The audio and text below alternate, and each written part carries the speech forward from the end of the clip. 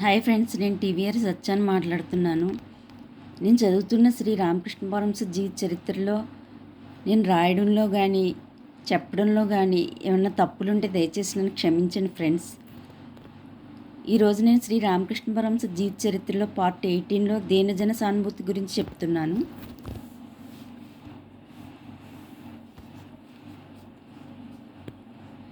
పేదల దుస్థితిని చూసి ఎవరి మనసు క్షోభిస్తుందో అతన్ని మహాత్ముడు అంటారు. క్షోభింపినవాడు దుర్మాత్ముడే అని వివేకానంద స్వామి ఒక్కాణించారు. వివేకానంద స్వామి హృదయాదినాథులైన శ్రీరామకృష్ణుల దీనజన సానుభూతి ఎలాంటిదో గమనించి ఉన్నాం.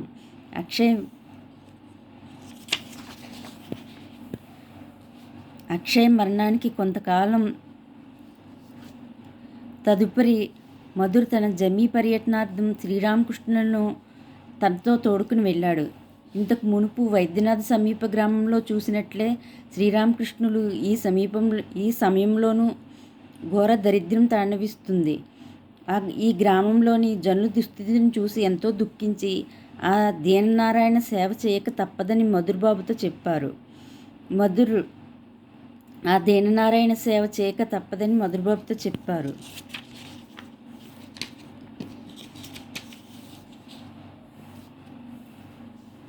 మధుర గ్రామస్తులందరికీ సంతర్పణ చేసి ప్రతి ఒక్కరికి ఒక నూతన వస్త్రం, కొంత నూనె వసగాడు. శ్రీరామకృష్ణుల సమాధి స్థితులు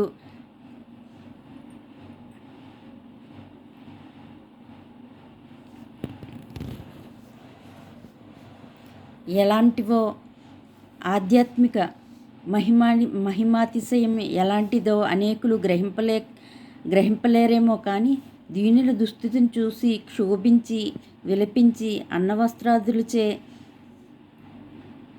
వారు సంతృప్తి పొందే వరకు శాంతి పొందని ఆయన కరుణామయ హృదయానికి ముగ్ధులు కాని వారు ఎవరుంటారు? కలకత్తాలోని కలూటోలా అనే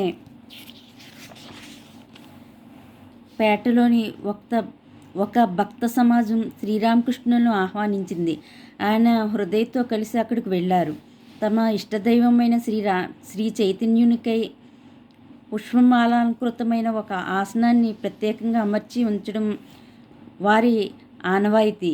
భాగవత పారాయణం జరుగుతుండగా ప్రశాంతంగా ఒక చోట కూర్చుని ఉన్న శ్రీరామకృష్ణులు భారపరవశ్యంలో లేచి పరుగున వెళ్ళి శ్రీ చైతన్య ఆసనంపై నిలబడి సమాధి నిమగ్నులయ్యారు.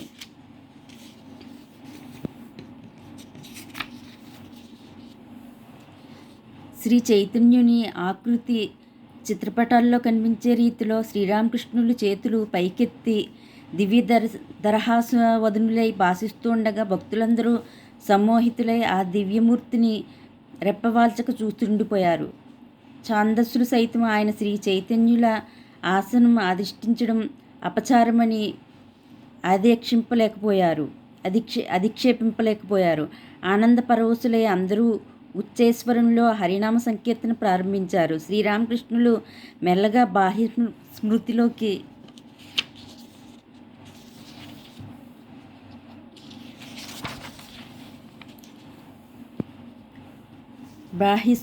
స్మృతిలోకి వచ్చి మనోహరంగా నృత్యం చేస్తూ మళ్ళీ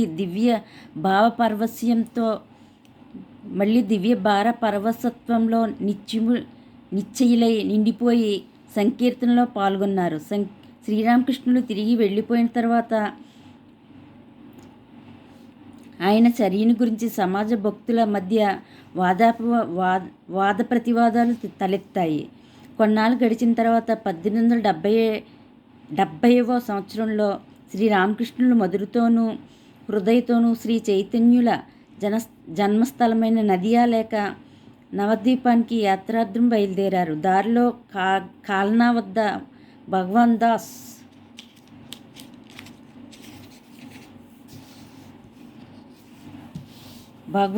బాబాజీ అనే ప్రసిద్ధ వైష్ణవాచార్యుణ్ణి దర్శింప ఆగారు.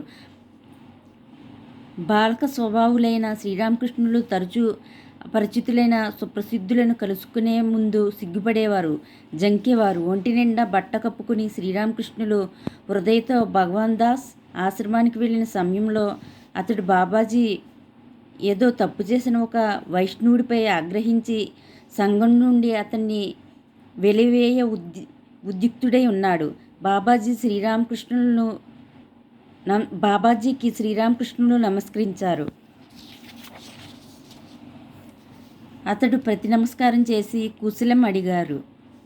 శ్రీరామకృష్ణుల అనుచరుడైన హృదయ్ బాబాజీ జపమాల తిప్పుతూ ఉండటం చూసి, సిద్ధపురుషుడైన మీకు జపమాల అవసరం లేదు కదా అని అడిగారు. అందుకు బాబాజీ, నాకు ఇవన్నీ అవసరం లేకపోయినా ఇతరులకు మార్గదర్శకంగా ఉండటానికి నేను ఇలా చేస్తుంటాను.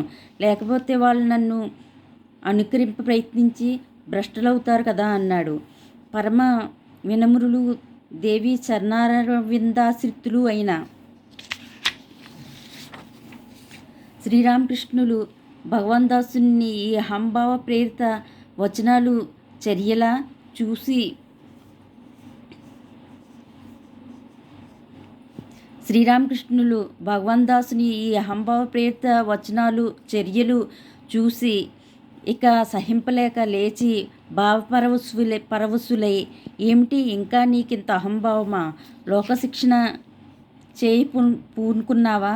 సంఘం నుండి ఒకరిని వెలివేస్తావా? ఆచార సంప్రదాయాలను అవలంబించడం కానీ మానడం కానీ నీ చిత్తానుసారమా? లోకానికి బోధించడానికి, శాసించడానికి నువ్వు ఎవడవు? లోకేశ్వరుడు నీకు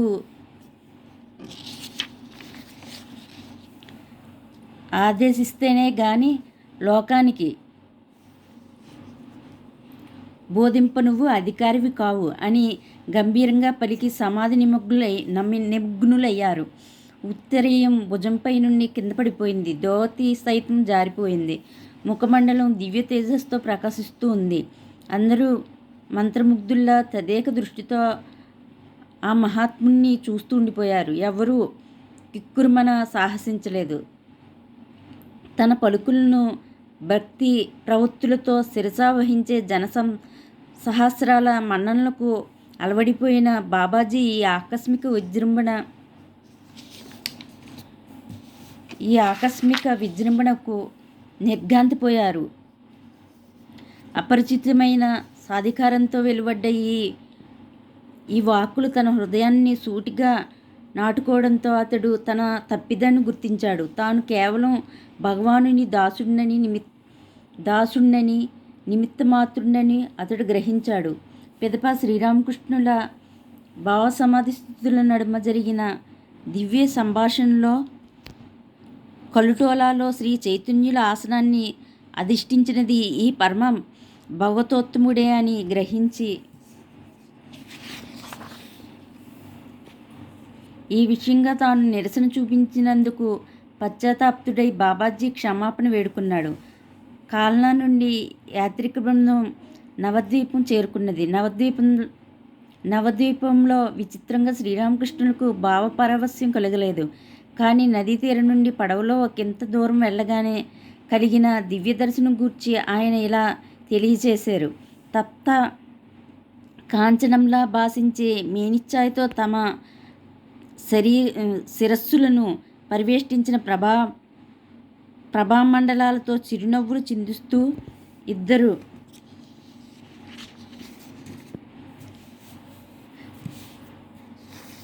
ఇద్దరు బాలురు చేతులు పైకెత్తుకుని వాయుమండలం నుండి పరుగున నా కేసు వస్తున్నారు, అదిగో వాళ్ళు వస్తున్నారు అని కేక పెట్టాను. రెప్పపాటులో వారు వచ్చి నా శరీరంలో తన శరీరంలో ప్రవేశింపగా శరీర స్మృతి కోల్పోయి క్రింద పడిపోయాను. అప్పుడు హృదయ నన్ను పట్టుకొని పక్షంలో నీళ్లలో పడిపోయేవాణ్ణి. ఈ విషయంగా మధు ప్రశ్నించగా ఆయన ఇలా చెప్పారు. శ్రీ గౌరాంగుని సరైన జన్మస్థానమైన పూర్వపు నదీ దీపం నదిలో మునిగిపోయింది. ఆ ఇసుక గట్లున్న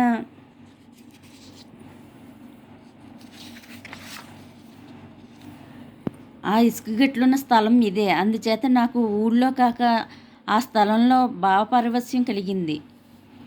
16 ఏళ్ల పర్యంతం శ్రీరామకృష్ణుల సాన్నిధ్య భాగ్యం పొంది సేవలు అందిస్తూ వచ్చిన మధురబాబుకు అవసానం సమీపించింది. 1871 సంవత్సరంలో జూలై నెలలో విషజ్వర పీడితుడయ్యాడు.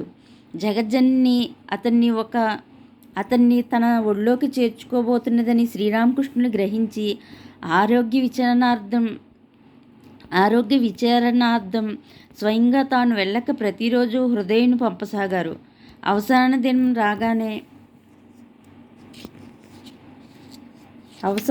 రానే వచ్చింది.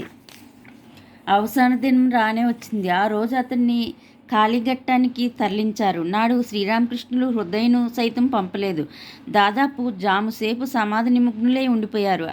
ఆ తర్వాత మధుర ఆత్మ దివ్యరథంలో దేవీలోకానికి వెళ్ళింది అని హృదయతో చెప్పారు. ఇదే సమయంలో మధుర్ గతించాడనే కబురు అందింది.